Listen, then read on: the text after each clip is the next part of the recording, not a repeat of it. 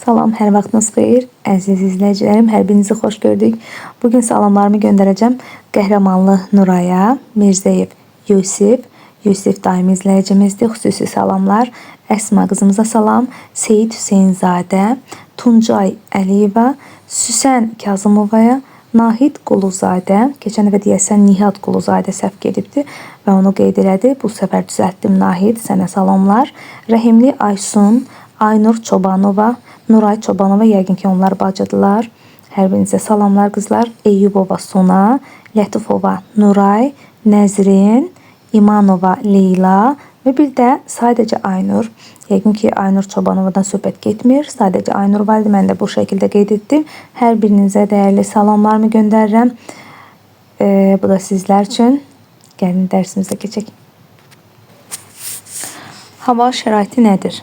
Yer kürəsinin bütün demək, Günəş sistemindəki digər planetlərdən fərqi odur ki, burada bilir ki, canlı aləm mövcuddur. Canlı aləm atmosfer, litosfer, hidrosfer və biosferin qarşılıqlı əlaqəsi nəticəsində yaranmışdır.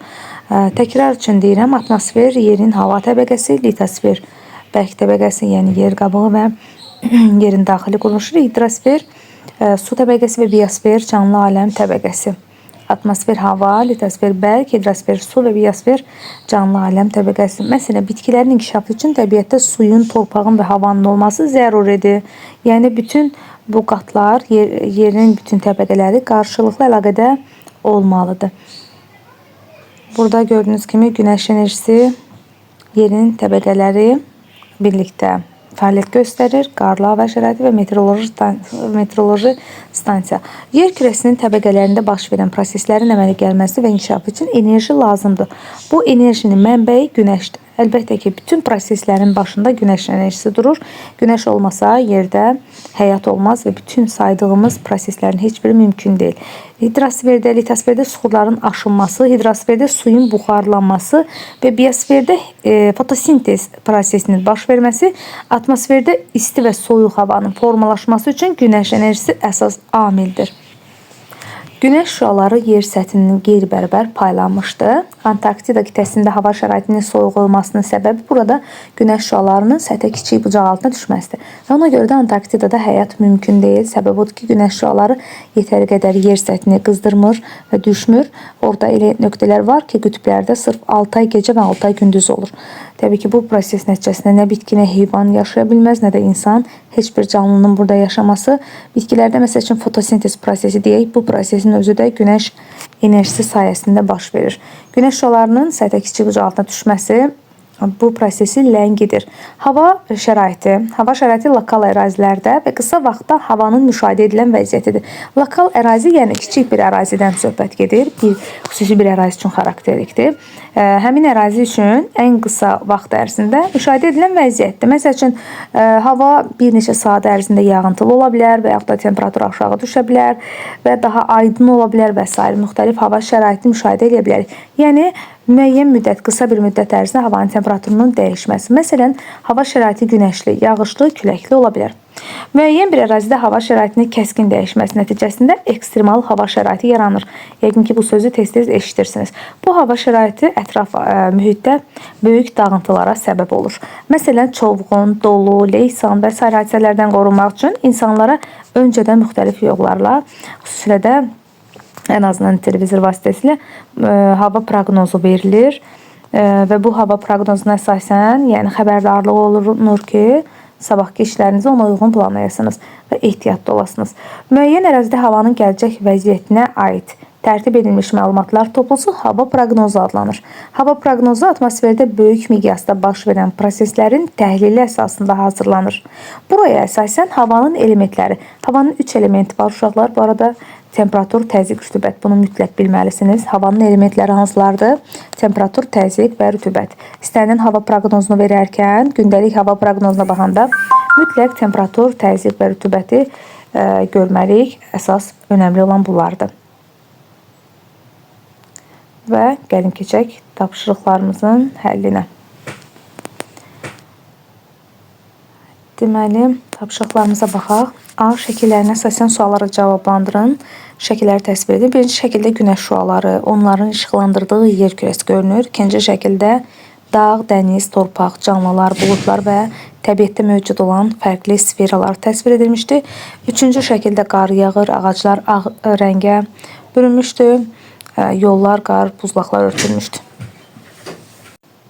Dördüncü şəkildəki müxtəlif alət və cihazlarla müşahidələr aparılır.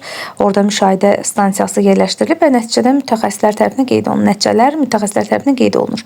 B. Günəş enerjisi yerin təbəqələrinə necə təsir eləyir? Bayaq da dərsimizdə izah eləyəndə dedik ki, yer kürəsinin istilik mənbəyi günəş enerjisidir. Yəni günəş enerjisi olmadan heç bir şey mümkün deyil. Təbiətdə heç bir proses baş verə bilməz. Bu istilik nəticəsində yerin qatlarında bir çox proseslər baş verir. Məsələn, atmosfer və hidrosfer qatlarında suyun təbiətdə dövranı buxarlanma ilə başlayır ki, bu da istilikdən asılıdır. Biosfer qatında canlılar fotosintez və yaxud da temperaturun təmin olunması günəş enerjisindən asılıdır. Yer kürəsində suxurların parçalanması da temperatur, yəni suxurlarda hansı parçalanma baş verir? Bu da olacaq yenə də günəş enerjisindən asılı. Üçüncü şəkildə verilən qarlı hava şəraitinin yaranması hansı təbəqədən asılıdır? Qarlı hava şəraiti digər sferalardan qismən asılı olsa da, əsasən atmosferdən gedən proseslər nəticəsində formalaşır uşaqlar. Dördüncü şəkildəki stansiyada aparılan müşahidələrin əhəmiyyəti nə ola bilər? Siz şəkilləri təbii ki, qarşınızda tutun ki, o şəkillərə əsasən uyğunlaşdırasınız. Stansiyada aparılan müşahidələr nəticəsində toplanan məlumatlardan hava proqnozla hazırlanır və insanlar məlumatlandırılır. Yer kürəsində baş verən hava hadisələri lokal, bu arada onu da deyim, lokal, qlobal və regional ola bilər. Lokal kiçik bir ərazi üçün xarakterlikdir. Regional biraz daha böyük, hər hansı bir ölkənin müəyyən ərazisi üçün. Qlobal isə bütün dünya miqyasında deməkdir uşaqlar. Lokal ölkənin məsəl üçün bir qəsəbəsi, bir şəhər ola bilər. Regional deyəndə müəyyən bir ərazisi ola bilər. Məsəl üçün deyək ki, Zaqatala, Lahıc bölgəsi, Kiçik Qafqaz bölgəsi, Böyük Qafqaz və yaxud da Abşeron Qobustanda. Amma qlobal deyəndə bütün dünyadan söhbət gedə bilər və yaxud da Qafqaz regionunda, region olaraq desək, artıq Qafqaz regionu deyəcəyik, Cənub-Qərbi Asiya deyə bilərik, Şərqi Asiya, bax bunlar region sayılır və qlobalda bütün dünya. B şəklində verilən meşə nümunəsində atmosferin digər qatlarının əlaqəsini izah edin. Meşə ərazisində atmosferin digər təbəqələrlə sıx qarşılıqlı əlaqəsi var və belə ki, günəşdən gələn şüalar atmosfer qatı vasitəsilə yer səthinə gəlir və canlıların yaşaması üçün əlverişli şərait yaradır. Meşədəki bitkilərin fotosintez prosesinin yerinə yetirilməsi atmosfer və biosferin birgə fəaliyyətidir. Siz bu məlumatı qısa şəkildə də yaza bilərsiniz. Münbit torpağın formalaşması üçün torpağın 1/4 hissəsi hava ilə təmin olunmalıdır. Deməli, diqqətiniz burada olur. Meşədə atmosferin digər təbəqələrlə sıx əlaqəsi nə deməkdir? Yəni, günəşdən gələn şüalar nəticəsində atmosfer qat vasitəsilə yer səthinə gəlir ilk öncə və canlıların yaşaması üçün şərait yaranır və meşədəki bitkilərdə fotosintez prosesi, yəni fotosintez deyəndə biz bilirik ki, bitkilər karbon qazını udur və oksigeni ifraz eləyirlər və bu prosesə fotosintez deyilir. Bu da nəyin sayəsində baş verir? Yenə də günəş enerjisi sayəsində və atmosferlə biosfer arasında beləcə birgə fəaliyyət yaranır. Bitki biosfer təbəqəsinə aiddir, günəş enerjisi də atmosferə. Bu ikisi birlikdə fotosintez prosesini əmələ gətirirlər. Münbit torpağın formalaşması üçün torpağın 1/4 hissəsi hava ilə təmin olunmalıdır. Buna diqqət edirik. Atmosfer və hidrosferin birgə əlaqəsi və yağıntıların əmələ gəlməsi biosfer qatındakı canlılar üçün həyat mənbəyidir. Susuz, yəni həyat yoxdur. Ona görə də atmosfer ilə hidrosferin əlaqəsi nəticəsində yağıntı yağır. Yağıntı nəticəsində də yer kürəsində canlılar aləmi mövcud ola bilir. CD şəkillərində təsvir edilən hava hadisələri arasında fərqi izah edin. Hər iki şəkildə hava şəraitinə aid məlumat nümunələri var və C şəklində sahildə küləkli havadır, D-də isə güclü külək sahili dağıdıcı fırtınalara gətirir. Yəni hər ikisində oxşar cəhət odur ki, küləkli hava şəraitidir. Birində ağacları, məsəl üçün ağaclara, təbiətə təsir edir, amma D-də külək sahildə yaratdığı fırtına hadisəsi təsvir edilmişdir. 4-də Y təsvirinə əsasən suallara cavablandırın. Hava proqnozu necə izah edərdiniz? Hər hansı bir ərazi üçün havanın gələcək vəziyyəti haqqında verilən və elmi cəhətdən əsaslandırılmış məlumatdır. Hava şəraitinə dair günlük, həftəlik proqnozlar verilə bilər.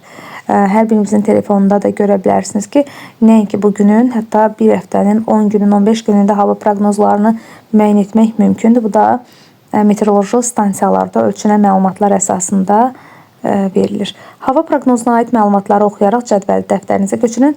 Bildiyiniz yəqin ki, hansı şəkildən söhbət gedir. O şəkildə baxsanız, ayın 17-si 01-2026-cı il verilmişdi. Temperatur 15 dərəcə, küləyin gücü 25 km/saat, küləyin istiqaməti şimal-şərq, rütubət 20%, havanın vəziyyəti açıq. Şəhərdə Bakı. Bu şəkili sizə göstərəcəm. Söhbət bu şəkildən gedir, uşaqlar. Gördüyünüz kimi şəhər adı yazılıbdır Bakı. Temperatur 15 dərəcə, hava şəraiti açıqdır. Qələm götürün, burada sizə göstərim. Açıq hava şəraitidir. Bu nisbi rütubətliyi göstərir. Rütubətlik 20%-dir. Rütubətlik iki cür ölçülə bilər. Nisbi və mütləq rütubətlik. Hava proqnozu haqqında veriləndə hər zaman nisbi rütubətlik verilir. 20% o deməkdir ki, havanın cəmi 20% su buxarı ilə doludur. Bu o deməkdir ki, hələ yağıntı vermə ehtimalı yoxdur. Və bu da küləyin istiqamətidir. Gördüyünüz kimi şimal-şərq istiqamətində və neçə kilometr saatdır? Külək sürəti saatda 25 kilometrdir. Buna deyilir 25 kilometr saat, amma yəni mənası saatda küləyin sürəti 25 kilometrdir. Gün çərşənbə axşamıdır və çərşənbədir və ayın tarixi 17.01.2024. Siz istəsəniz bugünün hava şəraitinə də uyğun məlumat yaza bilərsiniz. Bu da 15 dərəcə və Bakı şəhəri. Proqnoz cədvəlinə əsasən günəşli, buludlu, yağış və qarlı günləri müəyyənləşdirin. Biz həmin şəklə baxsaq, uşaqlar, cümə axşamına günəşlidir 25 dərəcə temperatur, cümə buludludur 18, şənbə yağışlı, bazar günü yağışlı, amma 11-14 dərəcə, bazar ertəsi qarlı, çərşənbə axşamı da qarlı, sadəcə bazar ertəsi -5-dir, çərşənbə axşamı 0 dərəcə. Gördüyünüz kimi qarlı olduqda artıq 0-dan aşağı temperatur olmalıdır, 0 daxil olmaqla ki, su buz halına çevirə bilsin. Buna sublimasiya deyilir. Sizcə D vəziyyətindəki, D şəklindəki hava şəraiti Y şəklində hansı günlərə uyğun gəlir? D şəklində hava şəraiti Y şəklindəki şənbə və bazar günlərinə uyğun gəlir. Çünki həmin günlərdə yağışla yanaşı şimşəyin çaxması da hava şəraitinin digər günlərlə müqayisədə daha sərt keçdiyinə şərait yaradır. Dərsimiz bu qədər. Hər birinizə uğurlar arzulayıram. Gələn dərsimizdə yenidən görüşmək ümidi ilə. Sağ olun.